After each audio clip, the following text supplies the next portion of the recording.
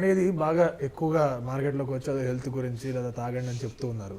చాలామంది దానిలో కంపెనీలు వచ్చే మీరు అన్నట్టుగా మార్కెట్కి అక్కడికి వెళ్ళింది ఒకటి హర్బల్ అంటారు, ఇంకోటి ఏదో అంటాడు, ఇంకోటి సాషే అంటాడు. అసలు గ్రీన్ టీ వల్ల నిజంగా బెనిఫిట్స్ ఉన్నాయి? ఇప్పుడు టీ, కాఫీ, సిగరెట్, మందు, డ్రగ్స్ ఇవన్నీ బ్రెయిన్ మీద పనిచేస్తాయి కదా, అది అందరికీ తెలిసిండేదే కదా. టీ తాగితే కిక్ వచ్చేది ఎందుకు? బ్రెయిన్లో ఉండే రిసెప్టార్స్కి ఆ కాఫీలో ఉండే కెఫీన్, సిగరెట్లో ఉండే నికోటిన్ బి కొడతాయి, డ్రగ్స్లో ఉండే ఏమో కెమికల్స్ అని బి కొడతాయి. అవి లేచి కూర్చుంటాయి, అలర్ట్గా ఉంటారు. సిగరెట్ తాగే వాళ్ళతో చూడండి, ఎంతసేపు ఇట్లా మాట్లాడి ఆగు అని సిగరెట్ అంటించుకుంటాడు. ఇప్పుడు చెప్పు అంటాడు, అంటే లంచ్ లేకపోయి నికోటిన్ బ్రెయిన్లోకి ఎక్కితే అప్పుడు వాడి రిసెప్టార్ లేస్తుంది. నిజమే. కాఫీ తాగేవాడిని చూడండి, 4 కాఫీ అంటే 3 నుంచి 100 సార్లు చూసుకుంటాడు, అయ్యో 3 అయింది 4 కాఫీ అని కొడతా ఉంటుంది బ్రెయిన్, కావాలి అడుగుతుంది, పిలుస్తుంది అది. సో రిసెప్టార్స్ లేస్తాయి, మళ్ళా దాని ఎఫెక్ట్ తగ్గిపోతే పడిపోతాయి.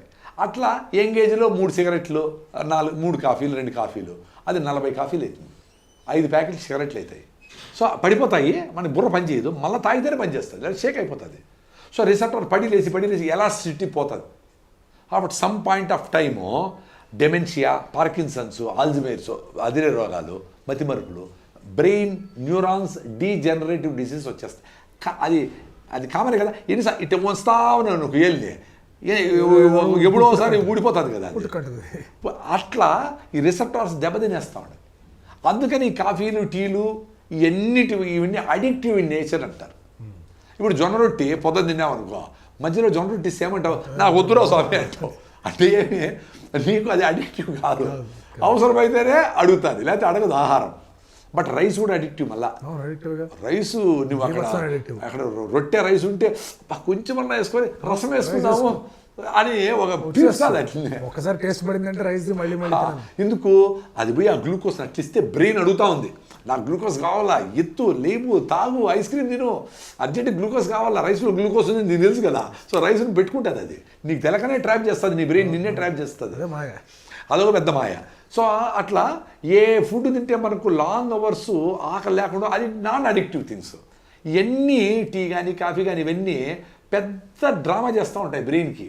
ఇప్పుడు కిక్ కావాలి మీకు, నేను కిక్లోనే ఉండా కదా, ఇప్పుడు 2 గంటల నుంచి మాట్లాడుతూ ఉండా, కిక్లోనే ఉండా, నేను రాగి జావ తాగినా హ్యాపీగా ఉండా, మైండ్లో లెట్ గో అనేది కొంచెం ప్రాక్టీస్ చేస్తా. సో అది నడుస్తూ ఉంది. ఇది అందరికీ పాసిబుల్ అయ్యేది కదా. అందరూ అందులో ఇంకేమి 1000 ఎకరాలు వెస్టర్న్ ఘాట్స్లో మొత్తము ఫారెస్ట్ని తీసేస్తే కాఫీ టీ వచ్చింది. సో న్యాచురల్గా పెరిగి ఆడ పక్షులు, జంతువులకు ఆలవాలమైన ఆ ఫారెస్ట్లో ఏదో పాపం బతుకుతాయి ఎప్పుడో 1000 నుంచి, వాటిని తరిమేసి లేకుండా పోతాయి కదా, అడవి లేకపోతే లేవు. అక్కడ టీ కాఫీ పెంచి ఈ గ్లోబల్ వార్మింగ్కి అది కూడా పెద్ద కారణమవుతాం. సో మనం టీ కాఫీ నిలిపేస్తే చిన్నగా ఆడ అడవులు వస్తాయేమో అనే ఒక ఆశ కూడా ఉంది కదా. సో మనం చేసే ప్రతి పనికి ఏదో ఎంత వీలైతే అంత ఆలోచిస్తే బెటర్గా ఉంటుంది కదా అని మేము టీ కాఫీలు తాగే, లేకపోతే మాకు కూడా కాఫీ తాగితే బాగానే ఉంటుంది కదా. గ్రీన్ టీ కూడా అంతేనా గురుగారు? ఏదైనా టీ అంటే టీనే వస్తుంది. అంటే ఇంకో టీ ఏమంటే దాంట్లో ఇంకా ఫ్లేవర్స్, ఇంకా కలర్లు, ఇంకా రెడ్ కలరు ఇవన్నీ వేసి టీ అని వస్తారు. యాక్చువల్గా టీ అయితే టీ ఆకేస్తే ఆ రెడ్ కలర్ రాదు. సో గ్రీన్ టీ అనేది అందుకే. సో గ్రీన్ టీలో గ్రీన్ కలర్ కూడా కలుపుతారని నాకు తెలీదు, అది మీరే చూసుకోవాలా. ఎక్కడికెక్కడికి అంటే టీ మంచిది కాదు కాబట్టి, టీని వదులుకోలేము కాబట్టి గ్రీన్ టీరా అని చేస్తాడు. ఇప్పుడు మీరు చెప్పారు కదా, నీళ్లు, బాటిల్ వాటరు, ఇంకోటి ఏదో ఒయాసిస్ వాటరు, మళ్ళీ ఫ్లేవర్డ్ వాటరు, మళ్ళీ ఆల్కలైన్ వాటరు, మళ్ళీ బ్లాక్ వాటరు, ఇంకేందో ఇంకా 2-3 లక్షలు పెట్టే మిషన్లు వాటరు, ఇన్ని తెచ్చినారు కదా. ఏంది ఇది? మనం ఎక్కడ తెలివిగా ఉన్నామో, ఎక్కడ ట్రాప్లో ఎక్కడో దగ్గర ట్రాప్ అయిపోతా ఉండమే. ఎక్కడో గడికి ఏదో గండం అన్నట్టుగా అవుతూ వచ్చింది. అలాగే ఇప్పుడు మనం ఈ గవర్నమెంట్స్ గుర్తిస్తున్నాయి, తర్వాత WHO గుర్తిస్తుంది, ఇవన్నీ గుర్తిస్తున్నా కూడా ఇందాక మీరు అన్నారు ఇది బాగా మాయ చేస్తుందని చెప్పేసి, ఇది కంట్రోల్లో పెట్టుకోవడం అనేది అది చాలా కంట్రోల్లో పెట్టకూడదు అని. అది కంట్రోల్లో పెడితే ఇంకా దానికి ఎట్లా తప్పించుకోవాలని నీకంటే బాగా తెలుసు దానికి. మరి ఏం చేయాలి? ఇప్పుడు ఈ అడిక్షన్ నుంచి మారాలన్నా, లేకపోతే అది ముందుకు ఇప్పుడు సడన్గా ఎవరికో ఇంటికి వెళ్తాం, వాళ్ళు కాఫీ టీ తీస్తారు, మర్యాద కొద్దన్నా కూడా తీసుకోవాలి కదా అని చెప్పేసి తీసుకునే ఒక డైలమా ఉంటుంది. ఎక్కడికైనా వెళ్ళినప్పుడు అరే నువ్వు తినరా అని చెప్పి అమ్మమ్మ ఇంటికి వెళ్ళినప్పుడు, నాయన ఇంటికి వెళ్ళినప్పుడు ఏదో తినరా అంటారు, తినకపోతే వాళ్ళు ఫీల్ అవుతారని తినేస్తూ ఉంటాం. ఇవన్నీ పెద్ద ఎరకాటలే కదా మైండ్కి. అంటే ఒక ఏజ్ వరకు ఓకే, చిన్నప్పుడు ఏదో అని, మనకి 25-30 ఏళ్ళు వచ్చినాయి, మనం పెళ్లి చేసుకున్నాం, పిల్లలు ఉన్నారు, అప్పుడన్నా వాళ్ళ కోసమని సిగరెట్టు, వాళ్ళ కోసమని మందు, ఎవరి కోసమని మటను, అట్లా తగ్గించుకోవచ్చు కదా. ఒక ఏజ్లో చిన్నప్పుడు ఏదో చేసింటావు, మళ్ళీ మీకు మెచ్యూరిటీ వచ్చినాక చేసి అప్పటికి అడిక్షన్ అయిపోకుండా ఉంటే దాన్ని బయటపడేది ఈజీనే. అడిక్ట్ అయిపోతే 2-3 ప్యాకెట్లు లేకపోతే బతకలేని స్టేజ్కి 25 ఏళ్ళకి వచ్చేస్తే వాడు అడిక్ట్ అయినట్టే కదా, ఎట్ట బయటపడతాడు? రెండోది, మనము మన అలవాట్లు తెలిసిన ఇంటికి పోతే మనకు మజ్జిగ ఇస్తారు, రాగిజావ ఇస్తారు, పెసరపప్పు పాయసం ఇస్తారు అనుకుందాము. లేని దగ్గర పోయినప్పుడు మొదటే వాళ్ళకి చెప్పాలా, మా కాఫీ టీ తాగమ్మా, మీరు మంచినీళ్ళు ఇవ్వండి, మజ్జిగ ఉంటే ఇవ్వండి, తాగేస్తాము అని, ఏదన్నా నిమ్మకాయ ఉంటే నిమ్మకాయ రసం ఇవ్వండి అని క్లియర్గా ముందుగానే చెప్పేయాలి ఇంటెలిజెంట్గా. ఏమి లేకపోతే ఏం అవసరం లేదమ్మా, తినే వచ్చాను ఏదో చెప్పేయాలా. చెప్పే శక్తి ఉండాలి కదా మనకి. ఉంటే ఇవి తాగాలి, రాగి అంబలి కానీ రాగి అవి లేరు అనుకో, తెలిసిన మనం ముందే తాగి మనం ముందే తాగితే మనకు తాగాలనిపించదు. జనరల్గా ఏమంటే మనకి టీ తాగాలని పెరుగుతూ ఉంటుంది, ఇంట్లో తాగము, కంట్రోల్ చేసుకుంటాము. ఇడిపోతే ఆమె ఏమన్నా అనుకుంటుందేమో తాగదాము అని తాగుతాం. కానీ నీకుంది, ఆమెకు వద్దని కూడా చెప్పచ్చు, కానీ నీకుంది ఎట్లా పట్టేది తాగదాంలే ఆమె కోసం అన్నా అని తాగేది మొదలు పెడతాం. చాలామంది చూడు, నాకు మటన్ చికెన్ ఇష్టం లేదండి, నా భార్య చెప్పిన దానికి నేను తిన్నానండి అంటాడు.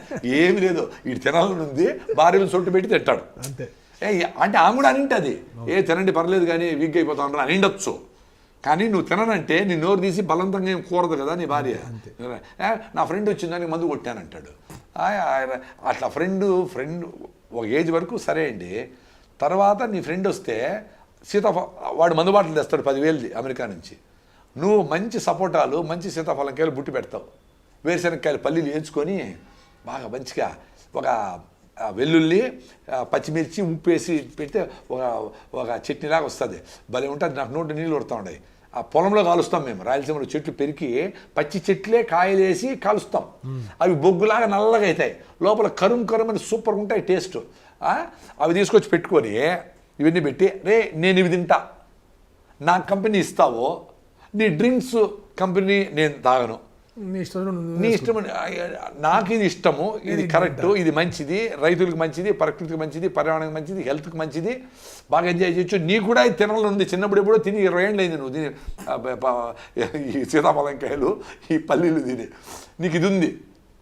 దీనికంటే అది మంచిది కాదు, నీ లివర్ ప్రాబ్లం ఉంది, నీకు ప్రాబ్లమ్స్ ఉన్నాయని తెలుసు, దాన్ని పక్కనే వేద్దాం అని చెప్పే ధైర్యం నీకు ఉండాలా. ఎందుకంటే నువ్వు ట్రూత్ఫుల్గా ఉండవు, నువ్వు చెప్తా ఉంటే నువ్వు ట్రూత్ చెప్పేదాన్ని భయపడి వాడు ఫాల్స్ చెప్తా ఉంటే దానికి ఈల్డ్ అయిపోతే ఎట్లా వాడు చెప్పేదాన్ని. సో మాయలో నువ్వు పడిపోతే ఆటోమేటిక్గా నిన్ను సుడిగుణంలాగా లాక్కొని వెళ్ళిపోతుంది. సో నేను అట్టే చేసిన మా ఫ్రెండ్ దగ్గర, నాకు బలవంతం చేస్తూ ఉంటారు అని, 1-2 సార్లు తాగినా నాకు నచ్చలా. అందుకని ఒకసారి తీసుకుపోయి వాళ్ళ చూడండి రా అని చెప్పి సింక్లో పోసిన, ఇంకా నాకు ఇద్దండి, మళ్ళీ మీరు అనవసరం మీకు ఖర్చు ఎత్తుంది. అప్పటి నుంచి అడగరు పాపం కూడా వాళ్ళు. అంటే అంత రఫ్గా ఉండాలి. అలవాటు అయ్యేది కూడా ఫస్ట్ సిగరెట్ తాగినప్పుడు దగ్గర రూమ్లో పెట్టి, నేను కూడా తాగినా ఒకసారి, ఆ లంగ్స్ అన్నీ చాలా కష్టపడతాయి. చిన్నగా అలవాటు అవుతుంది కదా, ఫస్ట్ కోడి గొంతు కోయాలంటే కష్టము, రోజుకు వస్తే ఏముంది, అట్లా రోజు అలవాటు అయిపోయి సిగరెట్లు అన్నీ అలవాటు అయిపోతాయి. సో ఫస్ట్ అలవాటు అయ్యేటప్పుడే ఇది కరెక్ట్ కాదంటే ఎందుకు అలవాటు కావాలా? మనం అలవాటు కాము అంటే, మనం అడిక్ట్ కాము అనుకుంటే, ఇప్పుడు నేను అందుకే నాకు అడిక్ట్ కామని ధైర్యం ఉంది కాబట్టి 4 సార్లు 5 సార్లు ఎప్పుడన్నా చిన్న లిక్కర్ తాగినా నాకు అలవాటు ఏం కాలా, నాకు అది కరెక్ట్ కాదనిపించింది. అది ఎప్పుడు తాగినా నాకు చిన్నప్పుడు మా ఫిజికల్ డైరెక్టర్ రంగస్వామి సార్ ఉన్నాడు జెడ్పీ స్కూల్ మదనపల్లిలో, ఎప్పుడు దెబ్బ తగిలిన ఆయన స్పిరిట్ ఇచ్చేవాడు, టించర్ ఇచ్చేవాడు. అది వేస్తాం కదా, దెబ్బ సురుక్కుమంటుంది, స్పిరిట్ స్మెల్ వస్తుంది, అదే స్మెల్ వస్తుంది. ఆ మాట చెప్తే వీళ్ళకి మత్తు దిగిపోతుంది. ఏం కాదు, పుణ్యకింద 10,000 రూపాయలు మందు తీసుకొచ్చి పెడితే స్పిరిట్ నిజంగా నాకు అదే. వాడు ఏమని చెప్తాడో అటు అనుకోకుండా నువ్వు సిప్ బై సిప్ చేసి ఆ ఫ్లేవర్ని ఎంజాయ్ చేయాలంటాడు. నాకు అదే స్మెల్ వస్తుంది, నేను ఎట్లా ఎంజాయ్ చేసేది? నేను ఎంజాయ్ చేయలేను కదా, నాకు భయం ఏం కాదు, నేను ఎంజాయ్ చేయలేను, నాకు ఎంజాయ్ చేయడం వేరే ఉన్నాయి కదా, నాకేం భయం కూడా లేదు. అదేదో తాగినడం చెడ్డ, నేను మంచి అని కూడా నాకేం నేను సర్టిఫై చేసుకోవడంలో నేను చేయడంలే, నేను ఎంజాయ్ చేసేది వేరే ఉన్నాయి కదా. నా ఆరోగ్యం బాగుంది, నేను పరిగెత్తగలుగుతానా, సో నేను ఎంజాయ్ చేయడం నేను చేస్తూ ఉండను. సో వాళ్ళకి పాపము ఆ 10,000 రూపాయల బాటలు కిక్ అంతా దిగిపోతుందని గమ్మున నోరు మూసుకొని ఉండేది, ఏదో జోకులు వేసుకుంటా ఉండేది. సరే నీ ఇష్టం నీది. Like and subscribe Eagle Health and Beauty.